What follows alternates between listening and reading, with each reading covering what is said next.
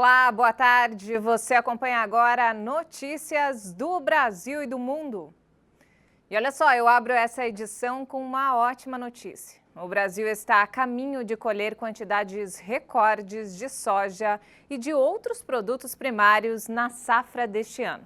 A demanda global está sendo alimentada principalmente pela China.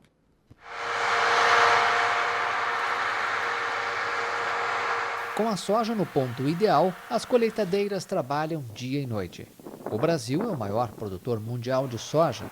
O volume deve alcançar novo recorde, estimado em 135,5 milhões de toneladas, 8,6% a mais do que na safra passada.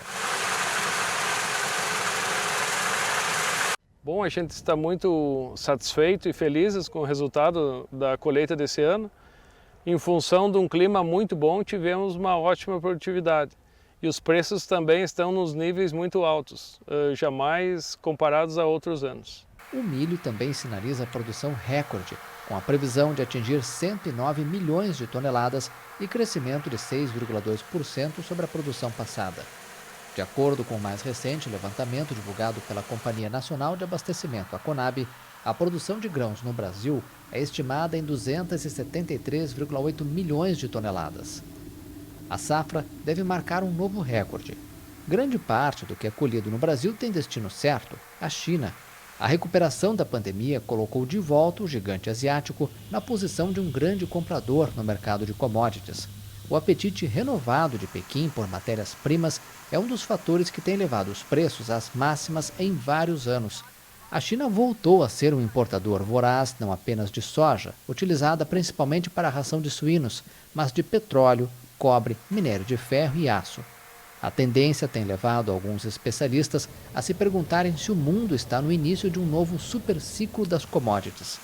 Segundo especialistas, para isso ocorrer, o crescimento robusto da demanda que estamos vendo agora terá que ser sustentável por vários anos. E mudando de assunto, a Agência Nacional de Saúde Suplementar, a ANS, alterou as normas para a realização de exames do tipo RT-PCR, utilizados para o diagnóstico da Covid-19. Antes da mudança, os planos de saúde poderiam demorar até 3 dias úteis para garantir o atendimento aos beneficiários. Com a nova medida, as redes particulares de atendimento hospitalar passam a ser obrigadas a liberar de forma imediata a testagem de solicitações que atendam às condições estabelecidas na diretriz de utilização.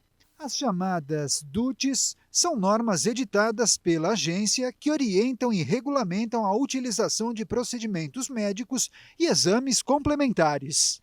O exame RT-PCR tem cobertura obrigatória para os beneficiários de planos de saúde, na segmentação ambulatorial, hospitalar ou referência, conforme solicitação do médico assistente para pacientes com síndrome gripal ou síndrome respiratória aguda grave.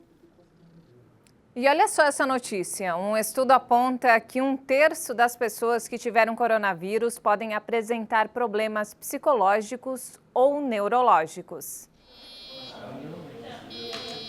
O estudo publicado pela revista especializada The Lancet detalha que os diagnósticos mais frequentes são ansiedade em 17% dos pacientes e alterações de humor em 14%. A incidência de problemas neurológicos como hemorragias cerebrais, acidentes vasculares cerebrais e demência é globalmente inferior. Mas o risco é, em geral, maior entre pacientes que estiveram gravemente doentes de Covid. O professor Paul Harrison, principal autor do estudo, diz que, apesar do risco pequeno a nível individual da maioria dos problemas neurológicos e psiquiátricos, o efeito pode ser considerável para os sistemas de saúde devido à amplitude da pandemia. Ao analisar os prontuários eletrônicos de 236.379 pacientes afetados pela Covid, os pesquisadores concluíram que 34% deles tiveram diagnóstico de doença neurológica ou psiquiátrica, nos 6 meses seguintes à infecção. Para 13% das pessoas, este foi o primeiro diagnóstico neurológico ou psiquiátrico. O risco de desenvolver problemas a longo prazo cresceu nos pacientes que foram hospitalizados por Covid-19 grave. Assim, 46% dos pacientes que passaram por cuidados intensivos apresentaram problemas neurológicos ou psiquiátricos 6 meses após a infecção. E olha só, o Fundo Monetário Internacional declarou que vacinar é a prioridade absoluta para os países emergentes. Cerca de 20 países, principalmente na África e na Oceania, ainda não começaram suas campanhas de vacinação.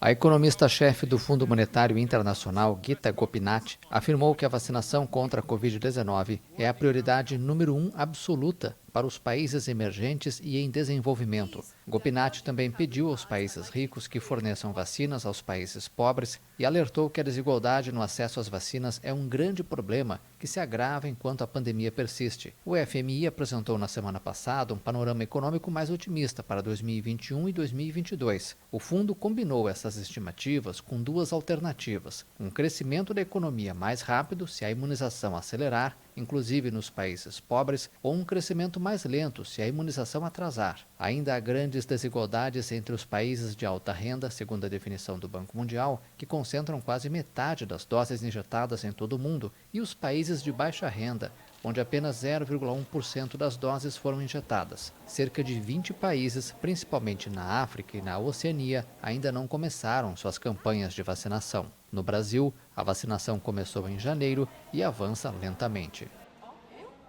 A China tem feito grandes investimentos em robótica e inteligência artificial e os robôs já são usados para entregar encomendas e atender restaurantes. E é claro, o melhor amigo do homem não poderia ficar de fora. O AlphaDog é uma versão tecnológica de um cachorro e pode chegar a correr 15 km por hora. É rápido, obedece a comandos e não deixa surpresas desagradáveis no chão. Esse é o AlphaDog, uma resposta robótica a dois amores emergentes da China: animais de estimação e tecnologia. O cão de caça usa sensores e inteligência artificial para ouvir e ver o ambiente. O pet ainda pode até ser levado para caminhadas. Estamos explorando formas de ajudar os deficientes, principalmente os visuais, a ter uma vida melhor. Quando o cão-robô tem a função de visão, audição e diálogo, ele pode interagir facilmente com pessoas com deficiência, acompanhando elas ao supermercado ou no ônibus. Os criadores na cidade de Nanjing dizem que o cão-robô, que tem uma velocidade de quase 15 km por hora, é o mais rápido do mercado. Os desenvolvedores usam tecnologia 5G para fazer o robô operar de forma autônoma.